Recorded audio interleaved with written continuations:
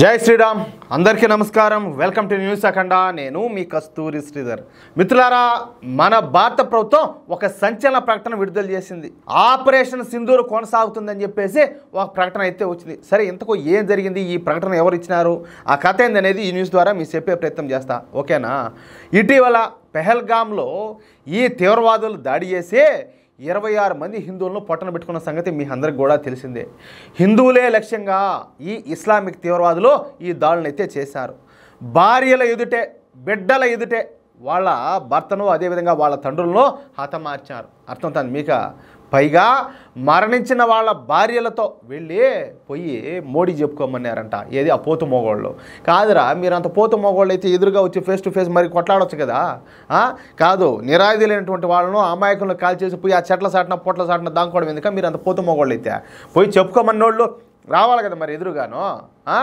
అందుకు ప్రతీకారంగానే మోడీ ప్రభుత్వం ఆపరేషన్ సింధూర్ని అయితే ప్రారంభించింది ఈ ఆపరేషన్ సింధూర్ను ప్రారంభించినటువంటి మొదటి రోజే 9 ప్రాంతాల్లోనే 21 తీవ్రవాద స్థావరాలను మన భారతీయ సేనలో ధ్వంసం చేసి పారేశాయి ఈ దాడుల్లో పెద్ద సంఖ్యలో తీవ్రవాదులంతా కూడా కుక్క సాగు తెచ్చారు అంతేకాకుండా తీవ్రవాద స్థావరాలు వాళ్ళ శిక్షణా శిబిరాలు వాళ్ళ మందుగుండు కర్మాగారాలు అన్నీ కూడా ధ్వంసం అయిపోయినాయి ఈ దాడులలో కీలకమైనటువంటి 5 టాప్ టెర్రరిస్ట్ కమాండర్లు కూడా హతమైపోయినారు ఇక ఆ తరువాత నుంచి పాకిస్తాను ఎందుకంటే అది కుక్క పొగురు ఒకటి ఉంటుంది కదా అది ఎట్టా దొబ్బలేదు దాని ఏమి చేయలేదు దానికి అంత సీన్ ఉండదు పైగా ఏంటంటే ఆ కుక్క పొగురుతో ఏం చేస్తుంది ఊరికే మరుగుతూ ఉంటుంది అదేవిధంగా ఈ ఉగ్రవాద దేశం ఏం చేసిందంటే మన పైన అంటే మన భారతదేశం పైన డ్రోన్లతోనూ మిసైల్స్తోనూ దాడులు చేయడం ప్రారంభించింది పాకిస్తాను ఈ దాడులను జమ్మూ కాశ్మీర్ మీద అదేవిధంగా రాజస్థాన్ మీద పంజాబ్ మీద గుజరాత్ మీద హర్యానాల మీద జరిపే ప్రయత్నాలన్నీ కూడా చేసింది అయితే పాకిస్తాన్ ఎన్నిసార్లు ఈ డ్రోన్లను ఉపయోగించినప్పటికీ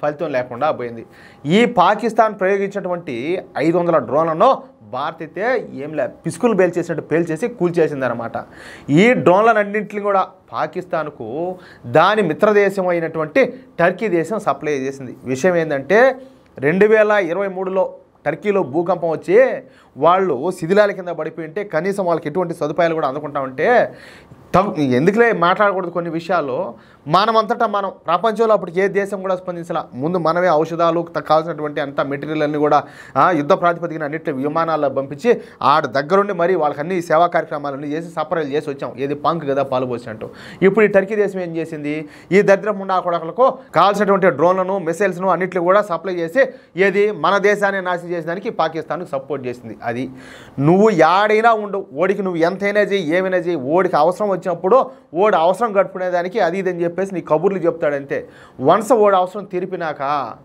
ఓడి అవసరం తీర్పినాక వాడికి పిలుపు వచ్చిందంటే వాడి మత పిచ్చిని వాడి హిందూ వ్యతిరేకతను వాడికి ఉండేటటువంటి ఈ భారత వ్యతిరేకతను 100కి 100 చూపిస్తాడు అదేవిధంగా ఈ టర్కీ కూడా పాకిస్తాన్తో చేతులు కలిపి ఆ హిందూ వ్యతిరేకతను ఆ భారతీయ వ్యతిరేకతను అనేది మన మీద చూపించింది అంటే ఈ టర్కీ తయారు చేసినటువంటి డ్రోన్లను ఈ పాకిస్తాన్ భారత్ మీద ప్రయోగించిందనమాట మీకు అర్థమవుతుంది కదా నేను ఏం చెప్తున్నాను సరే ఇకపోతే చైనా తయారు చేసినటువంటి PL-15 మిసైల్స్ను ఈ పాకిస్తాను భారత్ మీదకి ప్రయోగించింది అంటే ఈ PL-15 మిసైల్స్ను మన భారతీయ యుద్ధ విమానాల మీదకు ప్రయోగించారు కానీ వీటిలో ఏ ఒక్క మిసైల్ కూడా మన యుద్ధ విమానాలను అయితే తాకలేకపోయినాయి అన్ని PL-15 మిసైల్స్ కూడా లక్ష్యాలకు దూరంగా వెళ్ళిపోయి పడిపోయినాయి అన్నమాట కానీ భారత్ మాత్రం రెచ్చిపోయి పాకిస్తాన్ మీద దాడులు చేసింది పాకిస్తాన్ గగన రక్షణ వ్యవస్థలు అన్నింటినీ కూడా భారత్ అయితే ధ్వంసం చేసి పారేసింది HQ-9 అనబడేటటువంటి ఈ గగనతల రక్షణ వ్యవస్థలన్నింటినీ కూడా చైనానే తయారు చేసి పాకిస్తాన్కి అందించింది అయినప్పటికీ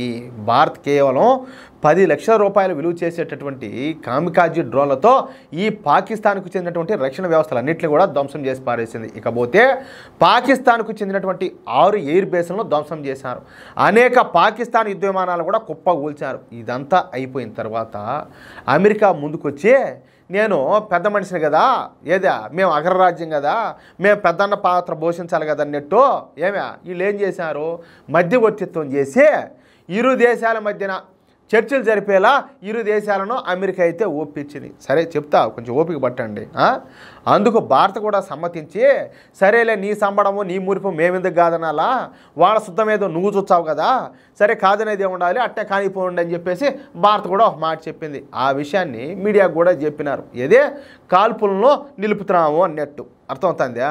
అది కూడా ఇప్పుడు రేపు 12వ తారీఖు అనమాట. రేపు పాకిస్తాన్తో చర్చలు జరిపేటట్టు, ఆ చర్చల్లో మనం చేసేటటువంటి డిమాండ్లు కొన్ని ఉంటాయి. ఆ ఇంటికి సరే అంటే దానికి తగినట్టు ఉంటుంది, లేకపోతే ఏదో జరుగుతుంది. ఎందుకంటే మోడీ గారికి ఆల్రెడీ ఒక వ్యూహం అనేది ఉంటుంది. అయితే విషయం ఏంటంటే పాకిస్తాన్ తాను కూడా ఈ ఒప్పందానికి సిద్ధమేనని చెప్పేసి అమెరికాతో నమ్మబలికి మళ్ళీ రాత్రి భారత్పైకి దాడులు తెగబడిందియా. పెద్ద సంఖ్యలో ఈ డ్రోన్లన్నింటినీ కూడా భారత్ పైన ప్రయోగించింది. కుక్కతో ఒక వంకర అంటారు కదా, అందులోని ఇది ఉగ్రవాద దేశం అయిపోయా. దాన్ని దేంతో పోల్చాలో కూడా నాకు అర్థం కావడంలే. ఇంకా నేను ఎంత కావాలంటే అంత దిగజారిపోయి నేను మాట్లాడినా కూడా వాళ్ళ బతకలకి అయితే అది తక్కువే అవుతుంది. అర్థమవుతుందా? అంత సంకర జాతి బంబ అది. నేను ఇంతకంటే నేను చెప్పలేకపోతున్నా. కడుపులో అయితే రుబ్బినట్టున్నది, రుబ్బు రోడ్లు వేసి, కానీ నేనేం చెప్పలేకపోతున్నా. అంత నీతి మళ్ళా, అంత నికృష్టపు, అంత సంకర జాతి, అది ఒక యదో దేశం. అర్థమవుతుందా? కనీసం ఇది దానికి ఫస్ట్ టైం కాదు, మాట తప్పడం అనేది దానికి ఫస్ట్ టైం కాదు. ఆ జాతికి నీతి నిజాయితీ విలువలు అనేటివి ఉండవు ఈ పాకిస్తాన్ జాతికి. కాబట్టి వాళ్ళు ఎప్పుడు కూడా మాట మీద నిలబడరు. వాళ్ళు మాట మీద నిలబడతారనుకోవడం ఇంకా అంతకంటే మూర్ఖత్వం అయితే ఇంకోటి ఉండదు. దీంతో ఇక భారత ఆర్మీ ఇప్పుడు ఒక సంచలన ప్రకటన చేసింది. ఆపరేషన్ సింధూర్ ఆగిపోలేదని, ఆపరేషన్ సింధూర్ ఇకపైన కూడా కొనసాగుతుందని భారత ఆర్మడ్ ఫోర్సెస్ అయితే తెలియజేశాయి. ఇప్పటి వరకు తమకు అప్పగించినటువంటి బాధ్యతలను సక్రమంగా సమన్వయంతో పూర్తి చేస్తామని, ఇకపైన కూడా అలాగే పాకిస్తాన్ పైన దాడులు చేస్తామని, పాకిస్తాన్కు బుద్ధి వచ్చేలా చేస్తామని చెప్పేసి మన భారతీయ సేనలు అయితే ప్రకటించినాయి. అంటే పాకిస్తాన్ తమను నమ్మించి మోసం చేయడంతో అమెరికా కూడా పాకిస్తాన్ మీద సీరియస్గా ఉన్నట్టు తెలుస్తుంది. అందుకే భారత్ తలపెట్టినటువంటి ఆపరేషన్ సింధూర్ను కొనసాగించుతారని చెప్పేసి అమెరికా భారత్కు చెప్పినట్టు సమాచారం అందుతుంది. సరే చూద్దాం ఏం జరగబోతుందో ఏమంటారా? అంటే ఇకపైన మాత్రం ఈ పాకిస్తాన్కి మాత్రం మోత మోగడం ఖాయంగా కనపడుతుంది. అది విషయం అయితే. ఇప్పుడు ఈ ట్రంప్కైనా బుద్ధి ఉండక్కర్లే, ఒకరైనా కూడా వాళ్ళు ఎటాటోళ్ళు తెలుసు కదా. అంటే నీకు వ్యతిరేకంగా చేస్తే నువ్వు యుద్ధం చేస్తావా? మా వాళ్ళని చంపితే, మా జనాలు చంపితే మేము యుద్ధం చేయకూడదా? నువ్వు మళ్ళీ పెద్దన్నవా? నువ్వు మళ్ళీ పెద్ద మనిషివా? నీది మళ్ళీ పెద్ద దేశమా? అంటే నీకు మాత్రం ఒక రకమో, మాకు మాత్రం ఇంకొక రకమా? ఇప్పుడు అందరి లేఖలా ప్రపంచంలో జోకర్ అయింది ఎవరంటే డొనాల్డ్ ట్రంపే. అవునా కదా? ఒకసారి ఆలోచించండి. ఇప్పుడు నేను సింపుల్గా మీకు అర్థమయ్యేటట్టు ఒక మాట చెప్తా. గాలి అంటే దయచేసి తప్పుగా అనుకోవద్దు ఏది ఈ మాట చెప్పినందుకు. ఎందుకంటే అతను చేసిన పని ఎంత తప్పుడు పనో అర్థం అవ్వాలని ఈ సామెత చెప్తున్నా. గాలికి ఎదురు నిలబడి ఎట్ట చెప్పాలో నాకు అర్థం కాల, దయచేసి నాకు క్షమించండి. మా తల్లులారా, ఆడబిడ్డలారా, ఒక 10 సెకండ్ల పాటు స్కిప్ కొట్టండి ఈ మాట చెప్పిందాక. ఎదురుగా నిలబడుకొని ఉచ్చపోచ్చి గాలికి ఎదురు నిలబడి ఏమవుతుంది? వచ్చి మన మొహాన పడుతుంది. ఇప్పుడు డొనాల్డ్ ట్రంప్కి అదే జరిగింది. అదే విషయం అయితే. నీకెందుకు అటు వాళ్ళతో నీకెందుకు మద్దతించాలో? పరువు పోగొట్టుకోవడానికి తప్పితే దేనికి ఇదంతా కూడా అంత అవసరమా? మిత్రులారా, ఈ న్యూస్ కనుక మీకు నచ్చినట్లయితే ఖచ్చితంగా ఈ న్యూస్ నలుగురికి షేర్ చేయండి. అదేవిధంగా ప్రతి ఒక్కరు కూడా మీ యొక్క అమూల్యమైన అభిప్రాయాలను ఖచ్చితంగా స్పష్టంగా కామెంట్ చేయండి. అలాగే ఇంతవరకు మీరు కనుక మన ఛానల్ను సబ్స్క్రైబ్ చేసుకున్నట్లయితే ప్రతి ఒక్కరు కూడా మన ఛానల్ సబ్స్క్రైబ్ చేసుకోండి, సపోర్ట్ చేయండి ప్లీజ్. జై శ్రీరామ్, జై హింద్.